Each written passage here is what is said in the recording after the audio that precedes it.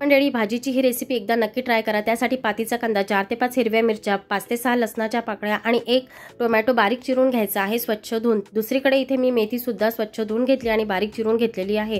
आता गॅसवर कढई ठेवायची, त्यामध्ये तेल टाकायचं। तेल तापलं की त्यामध्ये जिरं टाकायचं। जिरं तळलं की आपण चिरून घेतलेल्या भाज्या टाकायच्या आहेत एक सोबतच आणि सगळ्या भाज्या छान 2 ते 3 मिनिटं तेलात परतून घ्यायच्या आहे। 2 ते 3 मिनिटांनंतर त्यामध्ये लाल तिखट, हळद, मीठ आणि चवीपुरता गरम मसाला टाकून भाजी परत एकदा छान अशी परतून घ्यायची आहे। आता परतून घेतलेल्या भाजीमध्ये चिरून घेतलेली मेथी टाकायची आहे आणि भाजी छान अशी मिक्स करून घ्यायची आहे। 5 मिनिटं भाजी शिजवून घ्यायची आहे। 5 मिनिटांनंतर त्यामध्ये 1 छोटा चम्मच भरून बेसन टाकायचं आहे। बेसन टाकल्यानंतर 5 मिनिटं झाकण झाकून भाजी छान वाफेवर शिजवून घ्यायची आहे। 5 मिनिटांनंतर भाजी छान शिजल्या जाते।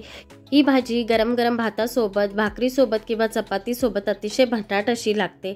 तर नक्की ही रेसिपी ट्राय करा आणि मला नक्की कमेंटमध्ये सांगा। सोबत चॅनलला सबस्क्राइब केलं नसेल तर नक्की करा।